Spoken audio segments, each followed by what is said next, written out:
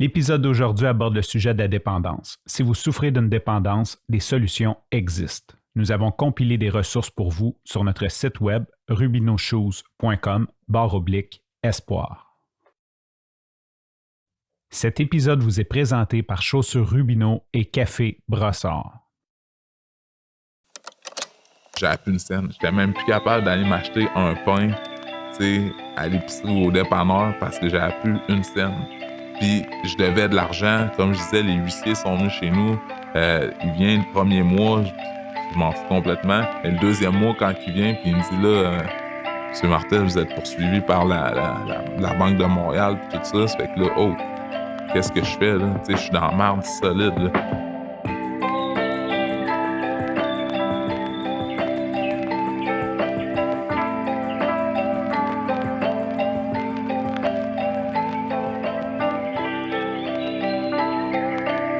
Bonjour tout le monde, très heureux d'être de retour pour un autre enregistrement d'un épisode de podcast Grain d'espoir. C'est la première fois qu'on est de retour depuis la sortie du film de Marie-Pierre Arlette et surtout depuis que tu es devenue une maman. Fait que avant de commencer et de présenter notre invité, là, j'aimerais ça te poser la question. Comment ça va? Mais moi, je suis très heureuse de vous retrouver, les garçons. Je vais bien. C'est ça. C'est tellement formidable, la vie de maman. Ça fait 3 mois et, je vais dire 2 semaines, je suis une mauvaise mère. Mon Dieu, les mères, d'habitude, ça c'est combien de semaines ça a, son combien bébé? De jours? C'est ça. Moi, c'est ça. Mais non, ça s'est super bien passé. C'était le fun aussi de faire la tournée de promotion, tu l'as dit, du film Arlette avec ma petite, mes parents. Ma petite est devenue international dans l'espace de 2 semaines. Elle s'est promenée aux 4 coins du Québec avec nous. Mais ça a été tellement de belle expérience. C'était le fun de vivre ça en famille. Puis là, je suis bien excitée de revenir ici, travailler, continuer ce beau projet qui me tient à cœur avec vous autres, puis continuer d'avoir des belles discussions autour du rétablissement. Vous allez bien? Vous autres, vous avez passé un bel été? Oui, très, très bien. Ouais? Angelo? Ça va super bien. Puis je voulais juste dire merci à tout le monde qui nous suit. Vraiment. Puis on reçoit des messages. C'est incroyable. Puis d'ailleurs, les gens ont commencé à nous suivre aussi sur TikTok grâce à toi parce que tu nous as fait un compte. Moi, je suis un peu vieille pour TikTok. Jean-Claude, on n'en parle même pas. Ah, mais je te compte.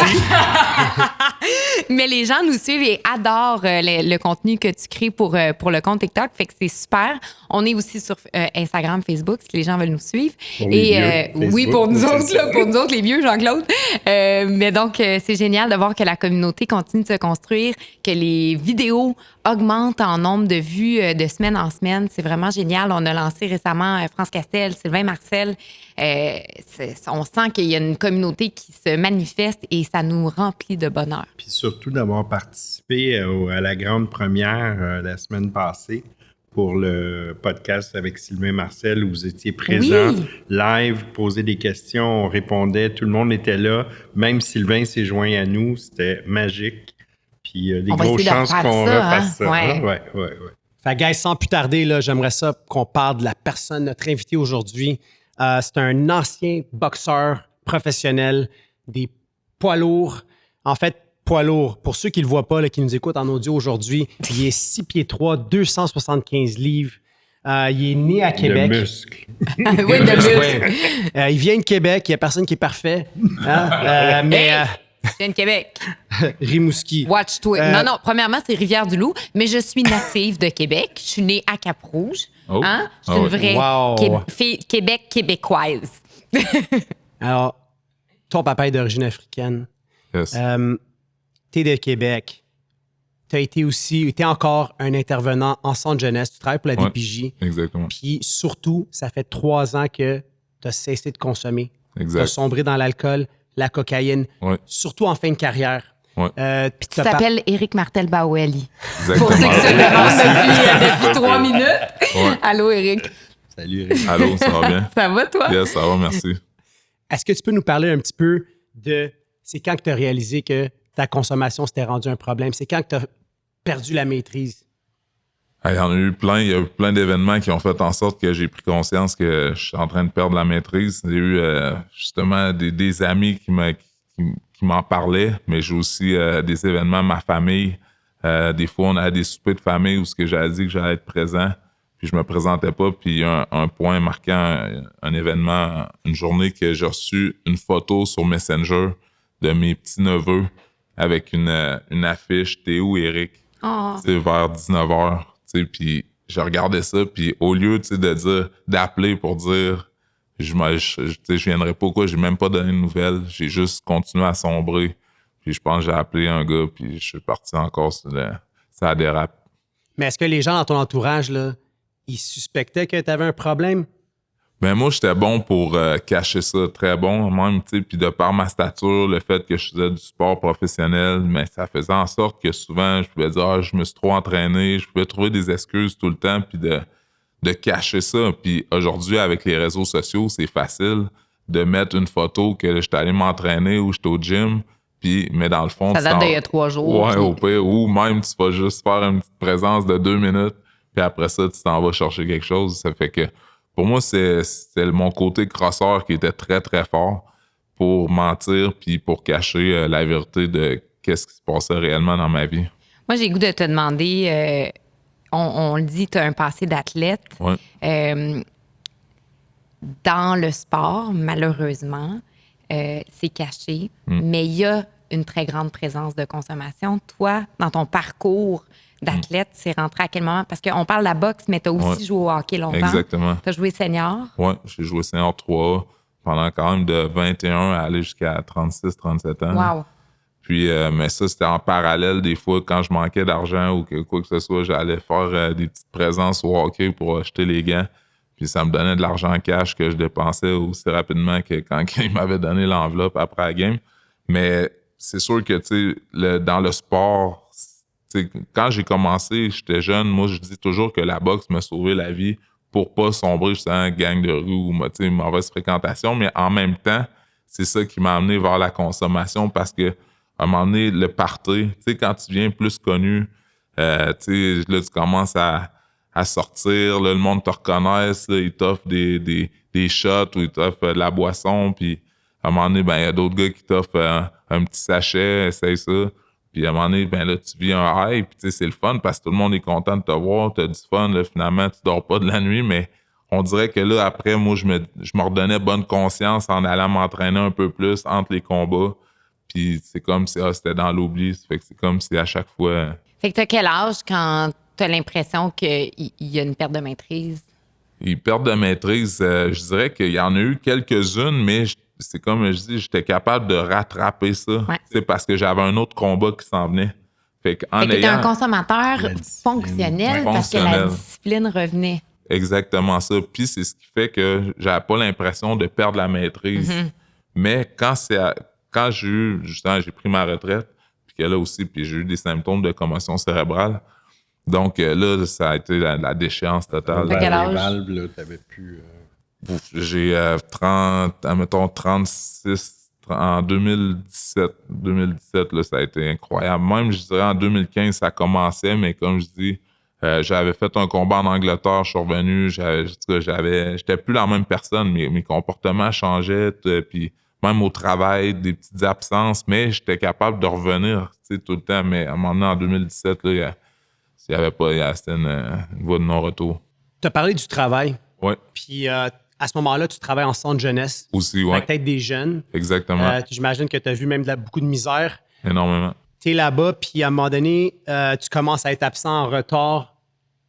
Tes patrons, ils t'approchent, puis ils disent là, je pense que tu as besoin d'aide, Eric. Exactement. Puis selon ce que tu m'as parlé, là, si ça, c'était pas arrivé, peut-être qu'on se parlerait pas aujourd'hui. Non, ça, c'est clair. Puis, tu sais, Dieu merci, j'ai eu une patronne qui était incroyable, qui était à l'écoute aussi, beaucoup, parce que si elle avait pas été à l'écoute, tu sais, elle voyait le travail que j'avais fait avant, tu sais, puis elle a vu comment j'avais changé, puis même mon teint, tu sais, je veux dire, je suis une personne de couleur, puis j'arrivais, j'étais beige, Beige pâle. Beige pâle, tu sais. T'avais l'air de nous autres. Ouais, c'est ça. Il y a quelque chose qui marchait pas avec les lèvres bien rouges. Oh mon Fait Dieu. que non, on en rit aujourd'hui, mais à l'époque, c'était pas drôle. Puis je m'endormais à job. Tu sais, puis j'ai été chanceux parce que j'ai des collègues qui m'ont quand même backé, si on peut dire. Tu sais, parce qu'ils auraient pu me dénoncer, dire, hey, lui, c'est un pas bon, puis c'est ça. Mais au contraire, ils m'ont comme backé. Puis j'ai eu des lettres, j'ai eu des suspensions. Mais ma boss, à un moment donné, elle a dit, regarde, Eric, là, moi, je te connais, je te vois aller depuis plusieurs années, puis là, il y a quelque chose qui marche pas. Elle ne pouvait pas dire qu'est-ce que c'était. C'était une dépression, c'était quoi? Puis comme un peu aussi mon entourage pensait, il fait une dépression à cause qu'il a perdu des combats ou peut-être des commotions cérébrales. C'est ça. Puis c'est facile de voir ça, mais en fait, moi aussi, j'étais dans grosse consommation. Il y a des gens qui nous ont écrit sur Grain d'Espoir. Ouais. 2 personnes hier. Puis je voudrais mettre la table avec ça. Il y a une femme de 38 ans qui m'a écrit. Elle a dit c'est une professionnelle, elle est super fonctionnelle dans la vie. Puis elle a perdu la maîtrise à cause de la consommation. Puis il n'y a personne qui est au courant. Il n'y a personne qui suspecte dans son entourage. Il y a un autre homme de 36 ans qui m'a dit la même chose. Puis c'est comme, des fois, on ne suspecte pas que cette personne-là, parce que tu as dit, les gens, ils se disent, bon, peut-être elle a de la dépression, mais ils se disent pas, le problème à la base, c'est ça, c'est la consommation. Puis souvent, si tu t'arrêtes de consommer, 99% du problème va être réglé. Puis en fait, qu'est-ce qui arrive, c'est qu'il y a d'autres choses aussi qui viennent en ligne de compte. Moi, je n'étais pas millionnaire ou quoi que ce soit. À un moment donné, c'est l'argent aussi qui part. Là, les huissiers sont venus chez nous. Il y a eu plein de signes extérieurs. Puis là, c'est comme, je rentre plus travailler. Là, mon auto, des NSF ne payent plus l'auto. Il y a eu plein de trucs qui ont fait en sorte que là, il fallait réellement, là, c'était évident, la perte de maîtrise. Mais il y a un point que je voulais amener, c'est l'importance, c'est souvent dans notre podcast, particulièrement depuis qu'on a fait celui sur la famille avec Judith et l'entourage, des fois, les gens regardent le podcast, puis c'est pas des dépendants, c'est pas des personnes qui ont un problème, c'est l'entourage qui veut savoir quoi faire avec nous autres. Ouais. Puis tu vois ce que tu viens de dire, moi je voulais le prendre pour vraiment le nommer, c'est que des fois on a envie de punir, puis finalement c'est juste d'accompagner. Exactement. Mais ils savent pas quoi faire. Puis nous, on sait pas comment demander de l'aide. Un petit peu l'exemple que tu viens de dire, les 2 personnes qui s'en rendent compte que ça va pas, mais on a peur de demander de l'aide parce qu'on veut pas être puni, on veut être accompagné. Ou même être jugé, là. Oui, ben c'est ça. Ben juger, c'est correct. C'est normal. Les gens comprennent pas, puis ça en dit beaucoup sur eux, pas sur la personne qui juge. Ouais. Tu sais, ça en dit beaucoup sur leur niveau de compassion envers nous. Mais si on passe par-dessus ça, la meilleure façon de nous aider, c'est de nous accompagner dans ça. Exact. Mais moi, j'ai une question parce que tu as dit, j'ai été chanceux parce que mes collègues m'ont pas stoulé.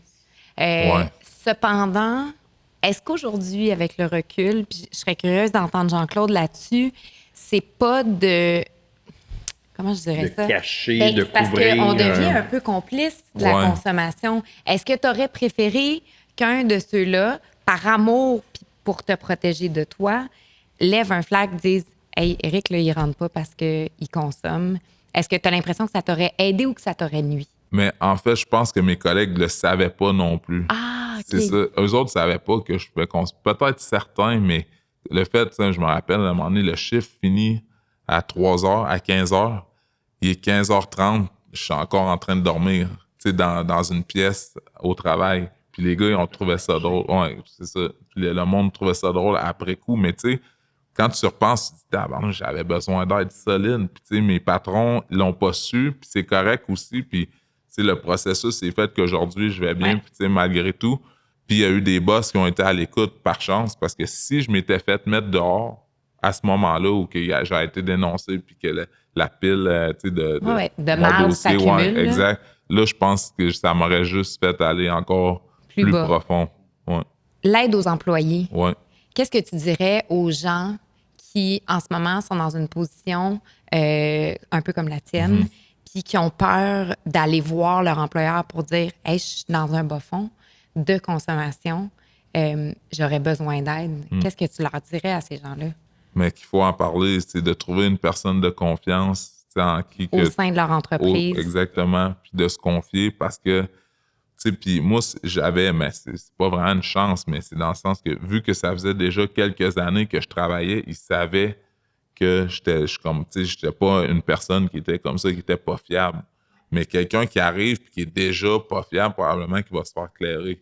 Mais quelqu'un qui a déjà un background comme de quoi, c'est un bon employé, il travaille bien, puis qu'à un moment donné, il dépérit, mais je pense que c'est important aussi les personnes qui sont à l'écoute, non seulement peut-être d'aller voir la personne pour en parler, mais la personne qui est concernée aussi, c'est super important d'en parler. Puis aujourd'hui, si on a un podcast là-dessus, c'est primordial, je trouve, parce que justement, ça sauve des vies carrément. Puis il y a des personnes qui, des fois, les valeurs puis la manière que tu agis, c'est pas parce que tu es comme ça, c'est juste que c'est Faut que tu la consommes, substance ça fait partie qui t'amène à complètement changer ta façon d'agir. Moi, j'ai envie de dire quelque chose, puis je suis employeur aujourd'hui, là, puis en plus dans une situation où est-ce qu'on est en pénurie de main-d'œuvre. Ah ouais. Si quelqu'un vient nous voir en tant que propriétaire, boss, peu importe, appelez comme tu veux, puis il vient demander de l'aide, c'est dans notre intérêt Ben oui. de trouver des solutions, de l'aider. Puis je vais dire quelque chose, cet employé-là devient bien plus reconnaissant, bien plus performant.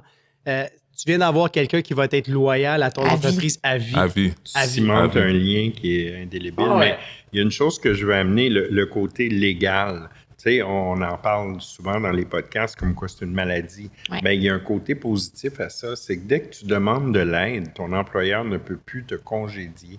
Fait que si les gens ont peur de demander de l'aide pour être congédiés, non. À partir du moment où tu demandes de l'aide, tu tombes sur l'assurance maladie, l'assurance chômage maladie, je pense que ça s'appelle. S'il y a un programme d'aide aux employés, mais à ce moment-là, c'est même confidentiel, parce que ça fait partie de la plupart des programmes. Donc, il ne faut vraiment pas hésiter. Puis, je veux revenir sur ce que tu disais par rapport à la question de Marie-Pierre concernant les gens autour. Ouais. Moi, je pense que la seule chose à ne pas faire si on est témoin du comportement qui dépérit d'un collègue, c'est pas d'aller voir l'employeur, c'est d'aller voir l'employé, puis de s'ouvrir avec bienveillance, de dire écoute, t'es plus la même personne, qu'est-ce qui se passe, tu sais, c'est ça. Puis des fois là, c'est juste ça le déclencheur pour ouvrir les valves. Toi, tu as eu une discussion aussi, Éric. Ouais. Je pense que tu as eu des gens de ta famille qui ont eu une discussion avec toi. Mais oui. Mais la personne que j'apprécie le plus dans ma vie puis que j'aime le plus, c'est ma mère. Pareil, je dois la vie. Puis elle m'a appelé en pleurant pour me dire « Ouais, Éric, qu'est-ce qui se passe? Qu'est-ce que tu fais? » Elle-même, elle comprenait pas ce qui se passait, mais peut-être qu'elle avait un côté d'elle aussi qui savait, ou en tout cas, je sais pas, mais elle voulait pas se dire que son fils consommait. Fait que, elle me voyait comme parfait, entre guillemets. C'est sûr, elle a toujours été fière de son gars. Mais là, à un moment donné, je me suis ouvert, puis c'était pas juste... Je fais pas juste une dépression, là, mal. C'est comme... J'ai des problèmes de consommation. Pour elle, c'est sûr, ça a été un choc, mais puis ma mère, justement, elle a toujours été là pour moi, mais clairement, elle savait pas... Elle était démunie. Elle était démunie. Ouais. Puis... Elle se disait, crime, normalement, là, mais aujourd'hui, j'ai pris l'habitude d'appeler ma mère pratiquement à chaque jour. Puis, de donner le plus de nouvelles possible, mais dans cette période-là, je vais être des semaines, des mois quasiment sans y parler. Puis ça montre à quel point que j'étais complètement à dérive, puis j'étais plus là, alors que c'est la personne que j'aime le plus au monde. Mais l'isolement, c'est principalement aussi ce qui unit les consommateurs dans notre consommation active, parce que tu te sens tellement coupable, tu te sens tellement dégueu, tu veux pas que tes proches d'un suspect que tu consommes, puis t'as plus le goût de leur parler parce que t'es tout le temps dans la honte. Ça me fait penser, tantôt je faisais une farce, mais j'allais au bronzage. C'est capoté, pareil. J'allais au salon de bronzage parce que il y avait justement une de mes boss qui m'avait dit « Non, t'es donc ben beige, t'es donc ben pâle. » Fait que je m'étais dit, pour pas que ça paraisse que je consomme puis que je suis complètement fini, je vais aller au bronzage. Fait que je pensais jamais de mon vivant entendre cette phrase-là. Ça, c'est quasiment gênant, mais en même temps, c'est la réalité. Mais c'est réel. Là. C'est réel. Parce que là, tantôt, tu parlais de ton côté crosseur qu'on a tous, parce qu'on est tous des consommateurs, des ex-consommateurs dépendants. Comment le cerveau fonctionne pour pallier à la consommation? Comment faire pour pas que le monde s'en rende compte? Exactement. Puis la glace en dessous des yeux, là, j'étais là, je te mettais de l'eau, puis justement, le bronzage pour essayer de cacher le plus possible. Fait que je trouvais des moyens, des trucs par moi-même. Puis, il y a des fois, là, c'était épouvantable, là, comment j'étais anxieux, puis comment ça allait pas à l'intérieur, mais je voulais pas que ça apparaisse à l'extérieur. C'est quoi ton chemin à partir du moment où tu fais là, ça va plus? T'es passé par où? T'es allé dans les fraternités, t'as fait une thérapie? Ouais, ben moi, ça a commencé surtout par orgueil, dans le sens où c'était le niveau les finances. Là, j'avais plus une scène. J'étais même plus capable d'aller m'acheter un pain sais, à l'épicerie ou au dépanneur parce que j'avais plus une scène. Puis je devais de l'argent. Comme je disais, les huissiers sont venus chez nous. Il vient le premier mois, je m'en fous complètement. Et le deuxième mois, quand il vient, puis il me dit là, M. Martel, vous êtes poursuivi par la Banque de Montréal, puis tout ça. Ça fait que là, qu'est-ce que je fais là? Tu sais, je suis dans la merde solide, là.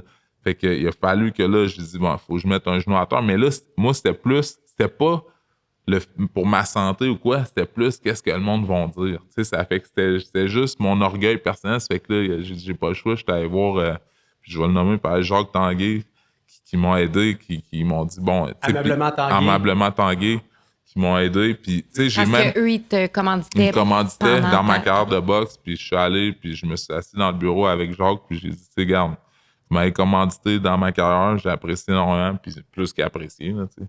Mais, puis... Aujourd'hui, par exemple, ça va pas. Tu sais, j'ai pas d'argent, je suis dans la merde. Regardez, j'ai sorti mon truc Equifax, puis tous mes comptes. Il dit là, tu dois-tu de l'argent dans la rue aussi? Mais moi, je suis quand même un gars fier de ma personne, ça fait que j'ai même pas osé dire oui. Tu sais, j'ai juste dit, regarde, j'ai cette carte-là. Mais ça, pareil, ça m'a sauvé parce que ça me dit, OK, il faut que je me responsabilise pour mon autre carte parce que j'en avais un autre. Puis l'argent aussi que je dois peut-être ailleurs, tu sais, à des gars, mais il faut que je m'organise pour clairer ça, mais ça m'a quand même donné un Kickstarter. Espoir. C'est ça, exactement. Puis tu sais, de dire, hey, tu t'en vas t'asseoir dans le bureau de Jacques Tanguay, tu sais, qui est comme une sommité à Québec, puis même, tu sais, dans le milieu du sport, puis tu t'en vas y confier que là, t'es dans la merde. Tu sais, pour moi, c'est comme, là, OK, reprends-toi en main. Tu as reçu de l'aide. Fait que là, tu as décidé de t'aider après ça toi-même parce que là, tu étais redevable. Ouais. Puis depuis ce temps-là, tu as commencé à faire du meeting, tu as commencé à t'établir. C'est exactement ça. Je veux juste voir, quand tu t'es assis dans le bureau, l'aide directe, c'est des sous. C'est de l'argent, oui. Mais tu as fait quoi après? C'était quoi ton autre pas après ça? Ben là, c'est que là, il a fallu que... c'est mon entourage aussi. Là, j'ai cherché... Je savais que j'avais au moins une ou deux connaissances qui, eux autres aussi, s'étaient rétablis puis qui étaient rendus sobres. Fait que j'ai un bon chum... Yann du classique, là, lui, j'étais allé le voir, on a parlé, il dit, tu sais, regarde-moi, ça faisait déjà 2 ans, lui. Puis il m'a dit, garde, tiens-toi avec moi, puis tu sais, ça va t'aider. Puis justement, là, après ça, moi, j'ai fait des moves dans mon entourage aussi, des gens que j'ai tassés. Tu sais, c'est un processus, là. Ça se fait pas en claquant des doigts, OK, bon, tout le monde, c'est fini. C'est pas une liste, puis lui, non, pas en tout, là, parce qu'il y a des gens qui te rappellent, il y a des gens, tu sais, aujourd'hui, avec les réseaux sociaux, en plus, ils t'écrivent des messages, tu sais, ça. Fait que, tu sais, c'est que veux pas, t'as pas le choix à un moment donné moi, j'ai pas eu le choix de sortir publiquement, parce que, justement, je voulais que... Ça arrête. Que ça, tu sais, que la roue arrête de tourner. Barrière, c'est ça, se place, puis que les gens savent, regarde, moi, c'était ça, j'avais un problème, je sniffais, je faisais ci, je faisais ça. Puis aujourd'hui, je veux que ça finisse, puis je veux prendre les moyens pour que ça arrête. Puis tu sais, c'est d'être honnête avec soi-même, puis honnête avec les autres, ça c'est clair. Mais aussi, c'est de se valoriser, puis je me motive dans ça aujourd'hui parce que je veux vraiment pas retourner là. T'avais combien de jours, de semaines quand t'as dit hey, « moi, I go public ». Ouais, bonne question. Honnêtement, ça s'est fait comme naturellement parce que, tu sais, je me rappelle que c'était c'était la Saint-Jean. Je suis sorti en 2019. Je suis sorti avec un de mes très bons chums, mais tu sais, que lui, qui a pas de problème comme tel, mais tu sais, on s'était saoulés solide. Puis moi, après ça, lui, il était parti chez eux, puis j'avais continué. Mais là, c'était épouvantable, là, comme j'étais allé très loin là-dedans. Puis là, j'ai dit, là, il faut que je reprenne ma vie en main parce que justement, j'avais vu, tu sais, Jacques, tout ça, mais tu sais, je me rendais compte que crime, c'était plus que de se dire Faut que j'arrête. Tu sais, c'est que là, il fallait que je trouve un moyen pour que si quelqu'un me voyait dans un bar ou quelqu'un me voyait quelque part, il sache que c'était parce que c'était pas normal, là. Ouais. Fait que, tu sais, c'était de trouver des outils. Moi, mes outils, ben, je savais à Québec, je suis quand même assez connu, le monde me connaît, fait que j'ai dit, je vais sortir publiquement. Aujourd'hui, là, on a un beau panel, là. On a des gens, un petit peu de la diversité. Ouais. Toi, est-ce que tu as des modèles aujourd'hui en rétablissement? Ben oui. En fait, au départ, tu sais, parce qu'à cause de la dépression, après mon combat de boxe, j'ai eu David Goggins, qui lui s'est sorti d'une dépression, qui a commencé à courir, puis il a fait les Navy Seals, tout un processus incroyable, genre, tu sais, pour la mise en forme. Puis j'ai lu son livre aussi, puis je vois ses trucs sur Instagram, je trouve ça incroyable. Ce gars-là, à la base, c'est un joueur de football. Non. Non. Lui, c'est vraiment juste un militaire. C'est un militaire, ouais, OK. Exactement, puis qu'il y a eu un processus. Mais après ça, là, justement, je commençais à regarder, puis tu sais, ça a toujours été comme ça. Depuis que je suis jeune, je m'identifie beaucoup à des Noirs américains ou des Noirs tout court. Parce que tu n'avais pas de ces exemples. Exactement ça. OK. Mon père vient de la Côte d'Ivoire, mais j'ai été élevé ici à Québec, d'une famille québécoise. Donc, je m'identifiais beaucoup. Puis, dans mon rétablissement, c'est le même processus un peu. Puis, un gars qui me touche énormément, c'est Darren Waller, qui joue pour les Raiders, maintenant de Los Angeles, de Las Vegas, pardon. Puis, ce gars-là, justement, est rendu à 5 ans de rétablissement. Puis, toute sa mentalité, il fait des meetings aussi, tu sais, puis tu dis, crème, le gars, il est dans NFL, multimillionnaire, mais tu sais, c'est plus juste une question d'argent à m'emmener, là. C'est une question de valeur, c'est une question de principe, exactement ça. Puis lui, tout l'argent qu'il faisait, mais qu'est-ce qu'il s'est fait prendre en overdose dans le parking, parce que plus que tu as d'argent, d'après moi, plus que tu consommes, quasiment, tu as plus de facilité. Ben oui. Il n'y a pas de fond, là. Plus facile de le cacher aussi. Mais quand tu n'as pas le fond, la Le fond de la limite poche. monétaire. C'est ça. Ouais, c'est le plus fort. Parce que moi, je l'ai eu, la limite. Ah ouais. Mais là, j'étais rendu à prendre de la cochonnerie, du speed, des enfants, n'importe quoi, juste pour me mettre high. Là. On parle de consommation, mais on dirait que je suis toujours curieuse de savoir est-ce que tu l'as fait le chemin pour savoir c'est venu d'où ce démon-là? Parce qu'on l'a toute, la grande blessure, l'espèce de vide intérieur. Ça, Toi, c'est sûr. tu l'appelles comment?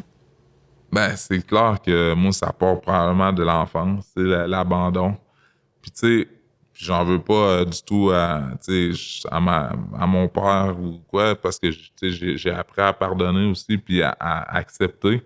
Mais, tu sais, Expliquer aux gens. ouais, Ta mère est québécoise, ton Exact. père vient de la Côte d'Ivoire, c'est ça. ils t'ont eu, puis Ouais. ton papa, il est parti. Il est parti faire sa vie en Afrique, en Côte d'Ivoire. Donc, toute mon enfance, tu sais, j'ai joué au hockey, je me suis fait traiter de N-word, là, je sais pas si on peut le dire, là, mais puis de nègre, puis tu sais, que c'était pas fait, le hockey était pas fait pour les petits nègres comme toi, puis j'ai vécu plein de choses à la garderie, je me rappellerai toute ma vie. Il y a un jeune qui me touche, quand ça s'essuie, je dis, pourquoi tu fais ça?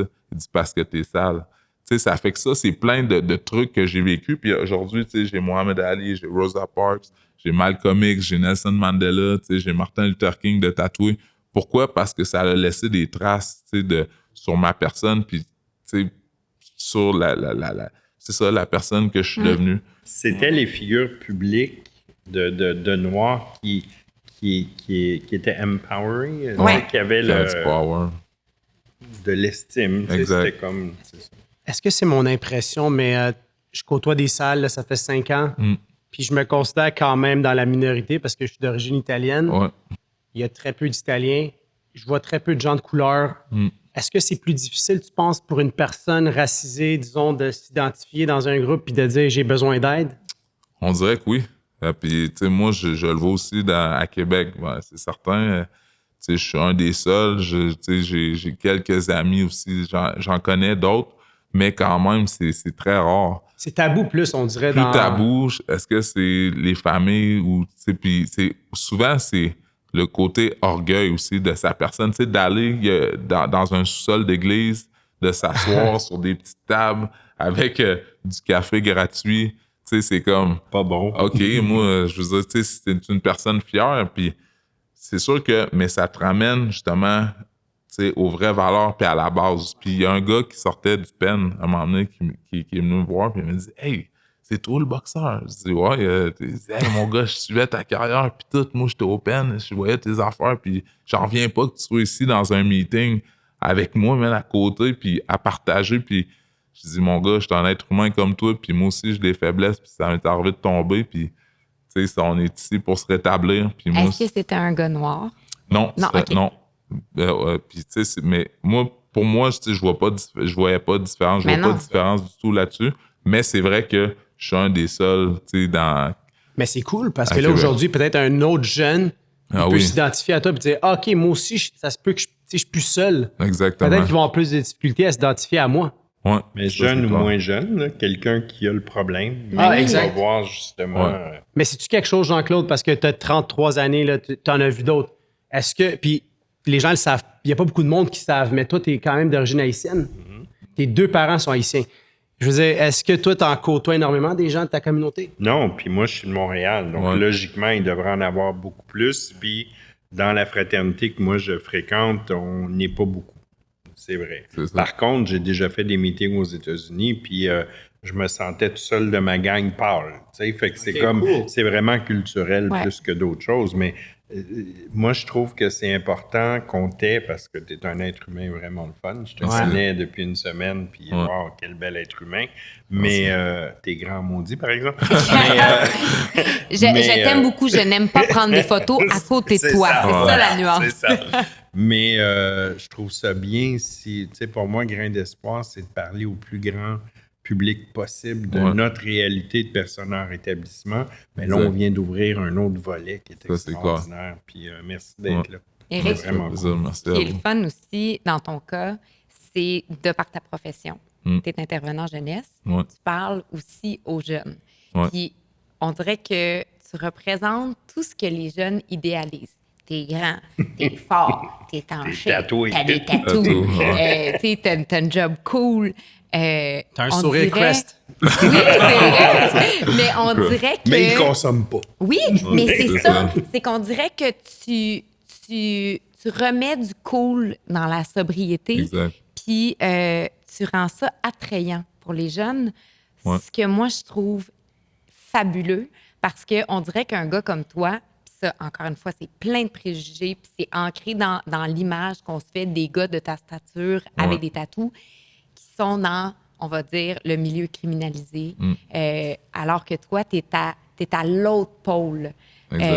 Comment ça se traduit avec les jeunes?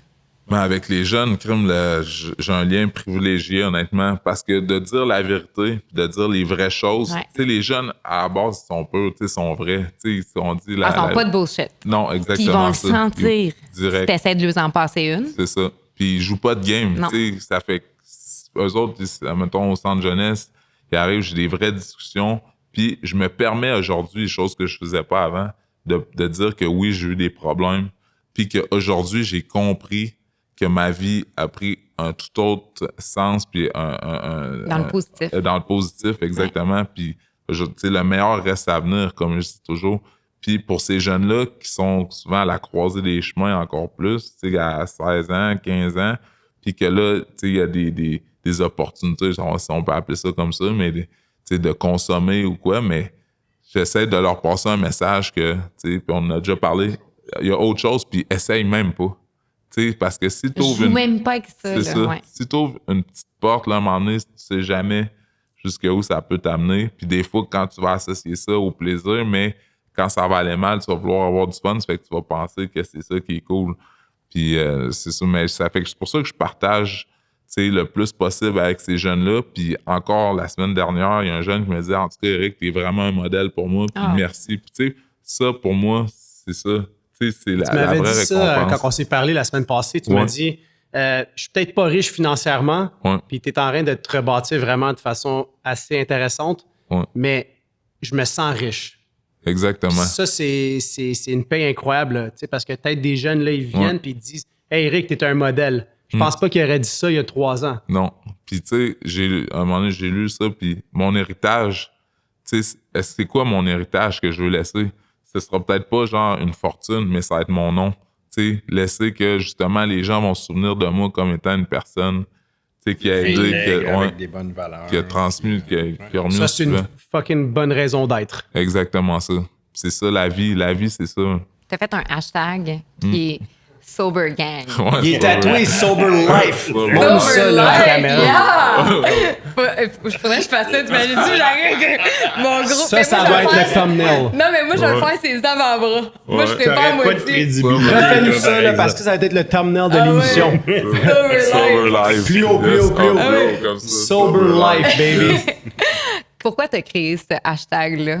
Sober Gang, parce que justement, j'ai toujours eu besoin de reconnaissance. Puis j'ai toujours voulu m'associer à une famille. Tu sais, vu que peut-être le fait que mon père n'était pas là quand j'étais plus jeune, puis avoir un sentiment d'appartenance. J'ai toujours voulu avoir un sentiment d'appartenance. Fait que je me disais, si, admettons, tu sais, la sobriété devenait cool, tu sais, puis de dire, comme tout, de mettre les bienfaits en avant, puis de dire, regarde, autant, là, on est une gang, on est une famille, on est fiers d'être sobre, puis on se motive dans ça, mais c'est une gang aussi, c'est Sober Gang. Il y a un effet d'entraînement carrément. Exactement ça. C'est ça qu'on parlait l'autre jour. On a dit, on est des gens excessifs, obsédés dans tout ce qu'on fait. Fait que même dans la sobriété, on aime ça être super voyant, excessif, Sober Gang. J'ai commencé à te suivre ces réseaux sociaux, puis j'encourage les gens à le faire parce que c'est motivant. T'as fait un ultra-marathon, tu cours à tous les jours. Je vais y aller, moi. J'ai allaité, je pense. Mais Attends, mais juste pour que les gens sachent, qu'est-ce que c'est un ultramarathon?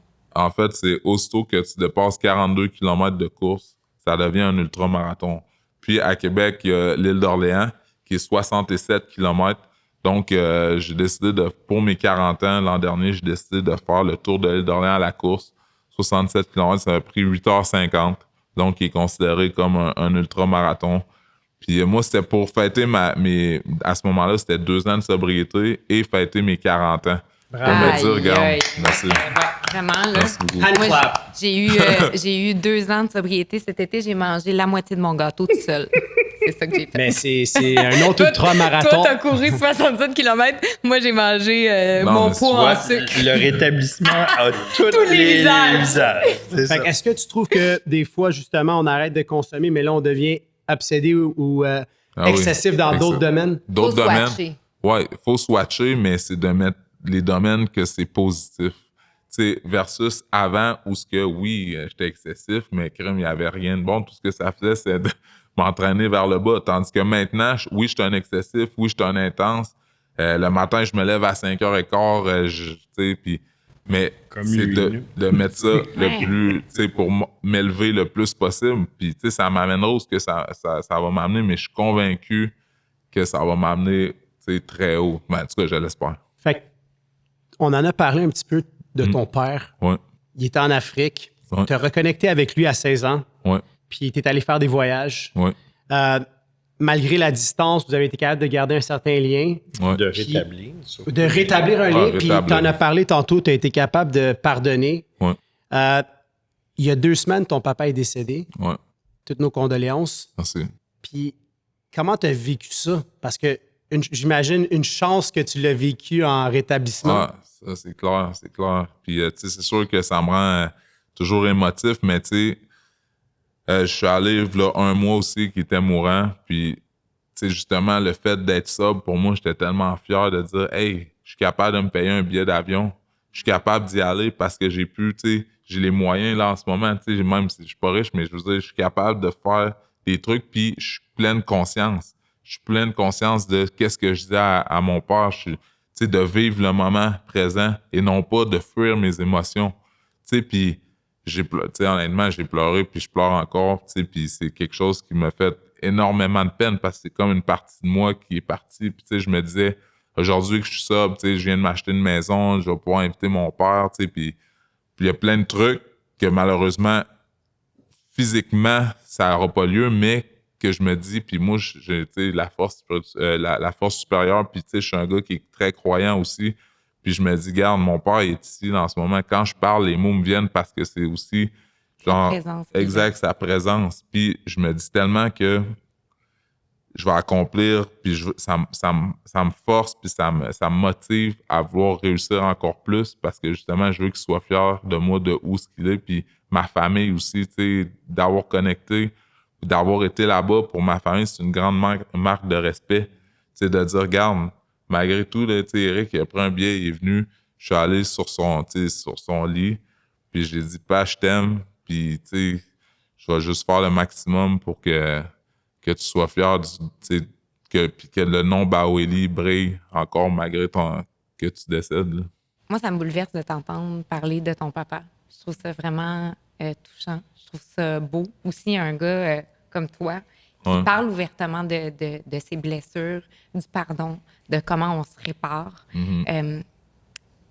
Est-ce que pour toi, c'était plus important de montrer à ton papa que tu étais un succès dans le sport ou aujourd'hui un succès dans ton rétablissement? Ça, c'est. Mais je pense que ça va avec la maturité aussi. Puis avec la. Je sais pas comment dire, mais le fait d'être plus conscient. Puis tu sais, en vieillissant, avant, c'était juste qu'ils me reconnaissent. Tu sais, justement, de dire je suis champion canadien. Puis tu sais, que ma famille soit fière de moi. Mais je prenais pas soin de moi. Tandis que aujourd'hui, puis son décès aussi m'a réveillé sur dire crime, la santé, c'est primordial. Tu sais, là, aujourd'hui, il est décédé, cancer, mais crime, moi, si je suis pas en forme, si je suis. Genre, même si j'avais été champion du monde, si j'avais été ça débauche, puis encore à me défoncer, crime, j'aurais même pas probablement. Il y a peut-être même personne qui aurait été fier de moi. Il aurait dit, il est pas fiable, il est ci et ça. Il y aurait eu d'autres choses. Fait qu'aujourd'hui, ce que je me dis, c'est sûr que moi, ma plus grande fierté, c'est d'être sobre là en ce moment, parce que c'est un combat aussi. Hein. C'est un combat, je dirais, quotidien.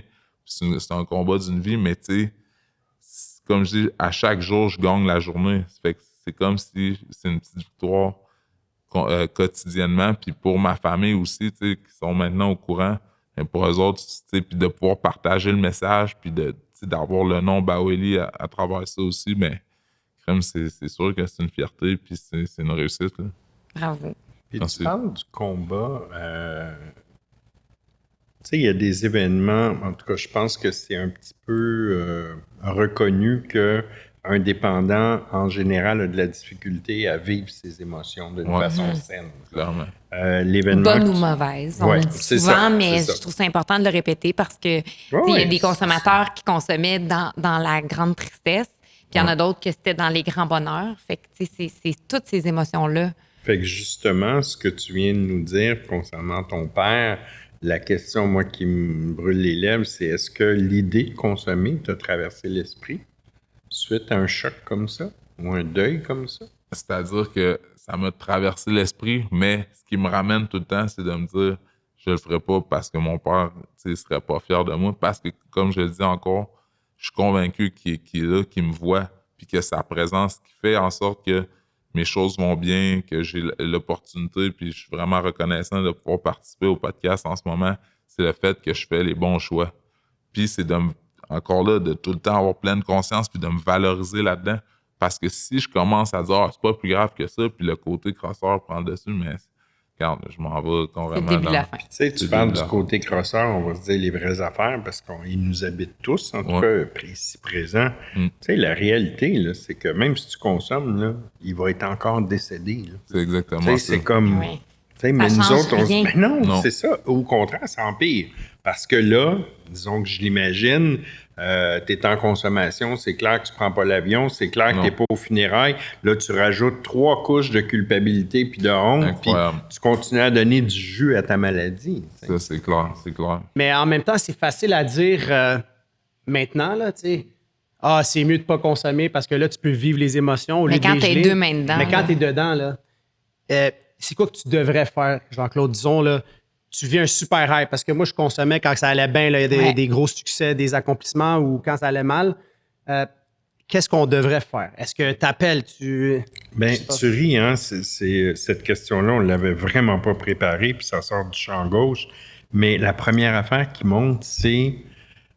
Une des choses avec lesquelles j'ai le plus de difficulté, c'est les gens qui disent, on parle de réunions, de meetings, là, souvent, en tout cas dans le podcast, des gens qui disent, je vais faire des meetings quand je vais en avoir besoin. Non. Si tu continues à entretenir ton rétablissement, même quand tu n'en as pas de besoin, cette question-là se posera même pas. Tu le fais, c'est ton quotidien, c'est ta routine, c'est tes habitudes. Tu sais, tandis que quelqu'un qui a pris ce qu'il y avait quand il en avait de besoin, puis qui s'en va, puis qu'on le voit plus, Mais lui, il n'a pas ce réflexe-là. Exact. Lui, il faut qu'il fasse un effort. Supplémentaire. Tandis que si ça fait partie de ton quotidien, de répondre à ton ami qui en a besoin, puis d'appeler quand toi, tu as besoin, puis tout ça, bien, ça va juste Non, mais continuer. parce qu'après, c'est des habitudes qu'on a C'est prises, ça, right? c'est Ben, ça. l'habitude de C'est consommer un nouveau aussi. mode de Ben vie. oui. C'est ton mode de vie. Ouais, c'est Donc, un mode c'est de pas vie. qu'est-ce que je vais faire quand ça va arriver. C'est que tous les jours, on a des situations inconfortables ou quoi, puis tu as développé ce réflexe-là. C'est ça. Mais ça revient au même principe qu'une médication. Mettons là, que tu es diabétique, là, Et voilà. puis Exact. tu prends pas ta posologie à tous les jours, puis là, à un moment donné, Encore. tu fais une crise, tu peux pas juste te stabber puis faire hey, « je vais me donner 8 doses, Ben puis non, ça va être correct ». Non. Ça marche J'adore pas. l'analogie. Donc, C'est vraiment ça. pour nous qui sommes alcooliques dépendants, notre médication, c'est ça. C'est l'entourage, Exact. c'est la thérapie par la parole, c'est le meeting, puis Le mode de c'est vie. de se regarder mode de aussi vie. avec honnêteté. Je pense que 100%. ça, c'est le début de tout. Puis ça, c'est le bout souvent. Tu sais, les gens valorisent beaucoup l'abstinence. Puis moi, le premier, Ouais. mais c'est juste la porte d'entrée. C'est le reste. Parce que c'est ça vrai qu'il faut mettre qu'au en départ, place. justement, quand j'ai voulu arrêter de consommer, mais je connaissais pas nécessairement les meetings, mais tu sais, mes agissements, ma façon, tu sais, justement, mon tempérament, c'était tout le temps up and down. Tu sais, puis les affaires, j'étais irritable, le monde m'énervait, il y avait, tu sais, parce qu'en plus, j'étais en sevrage. Fait que, tu sais, il a fallu que je trouve des outils, mais les meetings, c'est justement les paroles quotidiennes, tu sais, la pensée lectures, positive, ouais. les lectures, c'est ça, les lectures quotidiennes, tout ça, mais ça fait en sorte que crime, ça me rend tellement plus fort, puis tellement plus serein, puis en paix.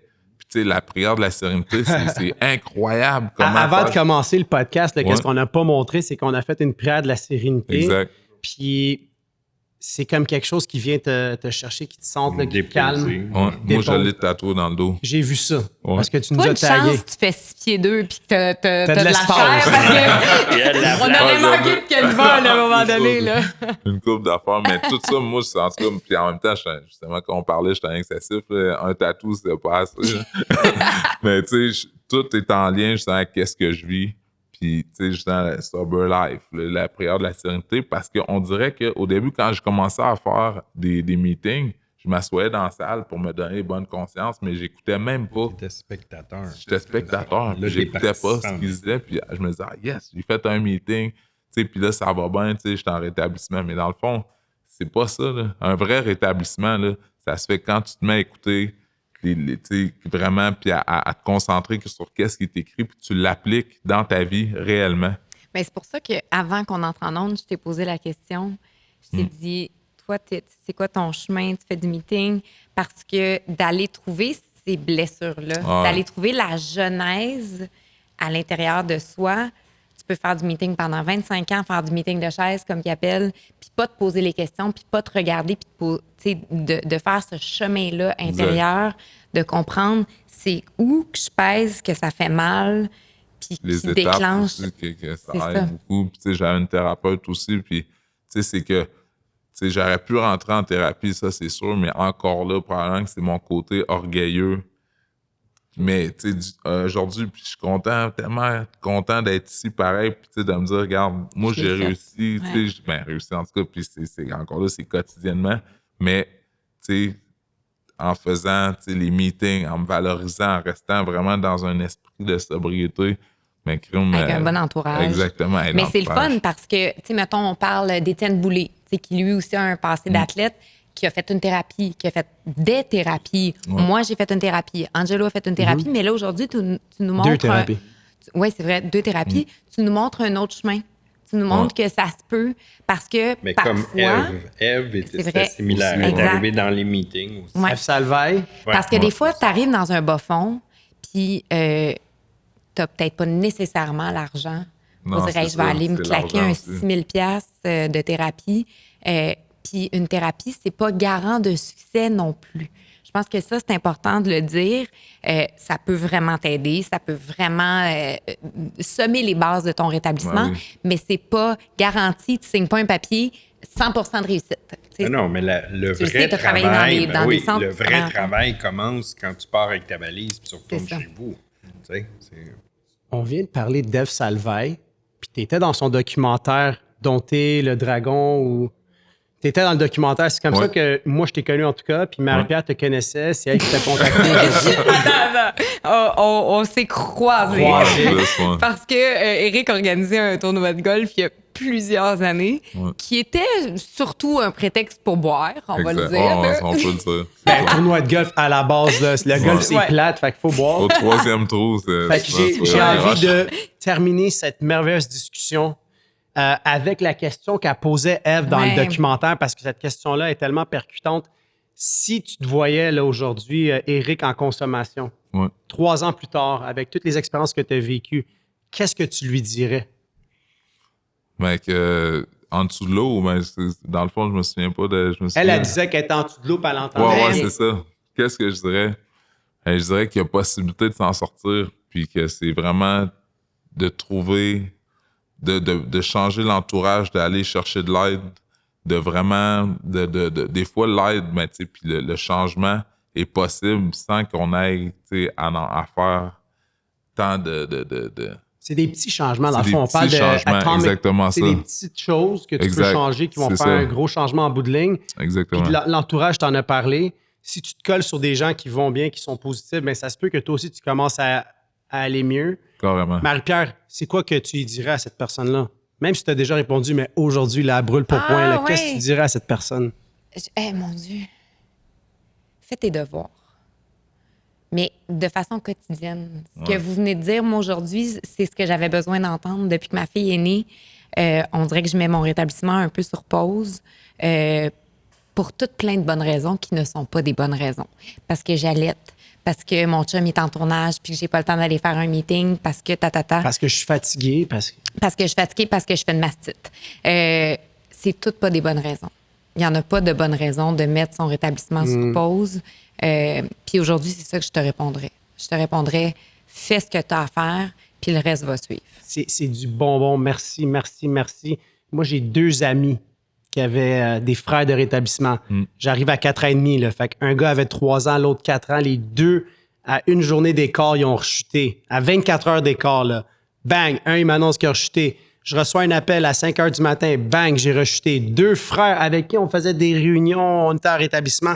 Fait qu'il n'y a personne qui était à l'abri. Ouais. Si tu arrêtes de faire qu'est-ce que tu faisais, qui te faisait aller bien, ça se peut qu'à un moment donné, ben, ça aille mal. C'est ça. Puis c'est juste pour dire, puis moi, dans mon entourage, j'ai perdu des gens, mais sans dire perdre, mais c'est juste qu'il y a des gens qui se sont détachés de moi parce que justement, je parle de la sobriété. À un moment donné, quand j'ai sorti publiquement, il y a des gens qui m'ont reproché ça, de dire...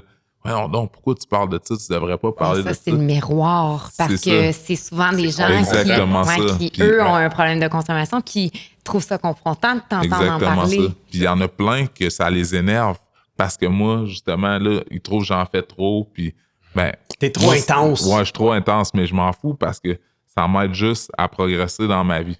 À faire le ménage, moi, j'appelle ça la sélection naturelle. Moi, j'ai juste envie de dire merci à ceux qui sont ici parce que si je n'étais pas impliqué dans le projet Grain d'espoir, je ne sais pas si je serais à la même place que mes 2 amis.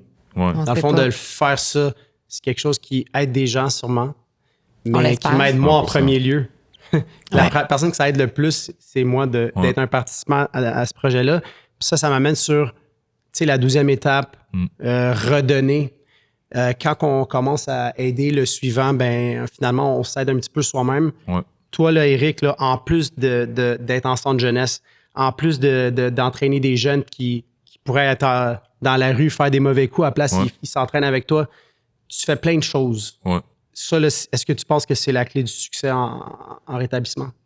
Ben, de redonner au suivant, c'est clairement c'est sûr que c'est la clé. Puis, je veux dire, moi, ça m'aide aussi. C'est comme tu disais, non seulement ça aide ces personnes-là, mais moi, ça m'aide à rester grounded puis focus.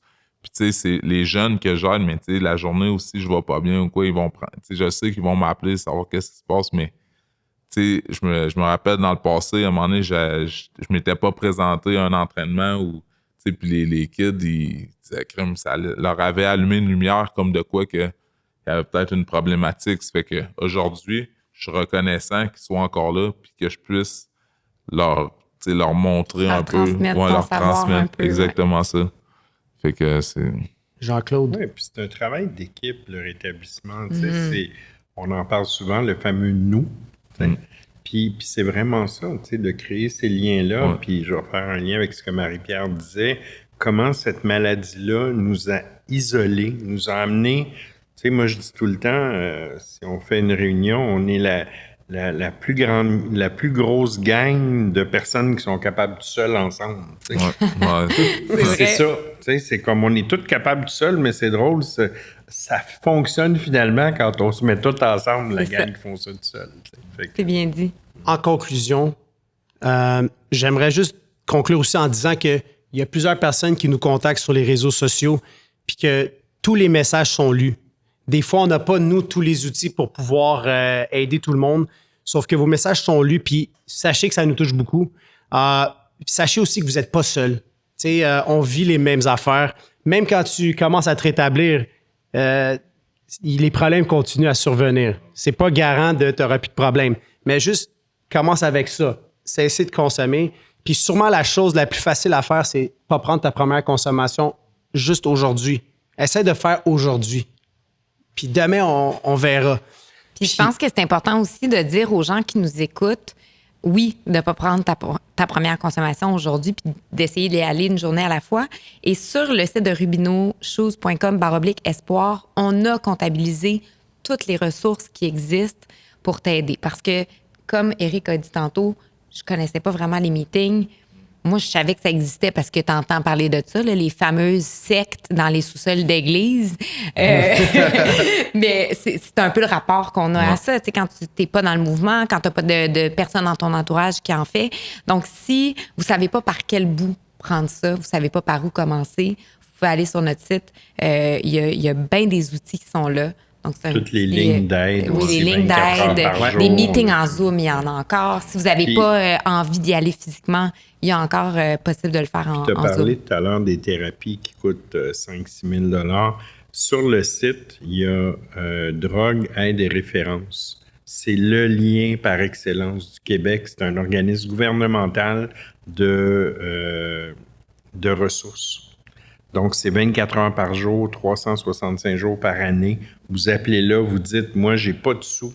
Je suis monoparental, puis j'habite dans le secteur de Joliette. Y a-tu quelque chose?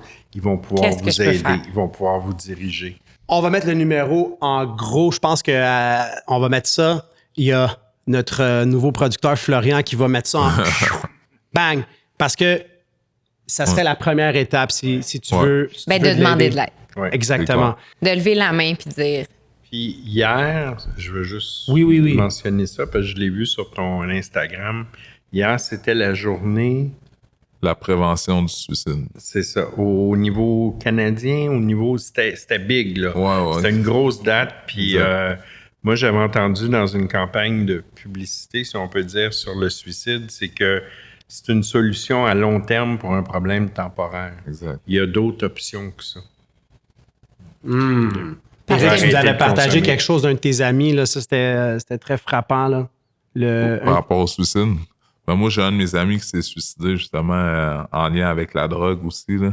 Donc, puis les psychoses, puis tout ça. Puis lui, en plus, c'est un gars qui réussissait très, très bien financièrement, puis il avait pas de problème, mais la drogue a pris le dessus. Puis il s'est suicidé, c'est très grave. Il s'est tiré dans le fleuve avec des poids. Fait que, tu sais, pour dire à quel point que des fois, quand ça prend le dessus puis que t'es plus capable d'en sortir. Mais il y a d'autres solutions pour arrêter de consommer. Exactement ça, carrément. Hey Eric, mon gars, merci 1000 fois pour ton ouverture, ton honnêteté, puis on va continuer à collaborer ensemble. Ouais. Comment est-ce qu'on peut te retrouver? Puis je sais que tu travailles sur des conférences, puis t'en donnes déjà dans les écoles. Fait que là, c'est ton moment pour plugger ces affaires-là. Ouais, ben mon message, c'est sûr que j'aime ça, pouvoir le passer dans les écoles auprès des jeunes, avec justement les écoles secondaires particulièrement, puis aussi éventuellement dans les entreprises, parce que on sait que des fois, même moi, j'ai passé par là, que des adultes qui vivent des problématiques. Puis c'est sûr qu'avec les écoles, là, je trouve que c'est de passer un message d'espoir aussi, puis pour pas qu'en vieillissant, que ça leur reste en tête aussi pour qu'ils puissent prendre le bon chemin, comme on dit. Fait qu'on peut te rejoindre Vous pouvez me rejoindre sur Instagram, Facebook. Exact. Instagram, Facebook. Même je suis TikTok. Je commence. T'es assez jeune, toi? Ouais, ça a l'air à ça, mais. Calique, Jean-Claude. Écoute, c'est nouveau. On J'ai va te pas un suivre gros sur TikTok compte. aussi. J'ai On pas un va gros compte, définitivement te suivre sur TikTok. Ouais. Il va y avoir les short clips de l'épisode d'aujourd'hui. Ouais. Maman Morin. Bonne C'est continuité. ma Marie-Pierre. Maman Marie-Pierre. Lâche pas. Puis bienvenue chez vous. Merci. Hein, lâche pas. Jean-Claude, Docteur Télémac, merci encore. Puis il me reste plus qu'à vous dire, it's a wrap. À la prochaine.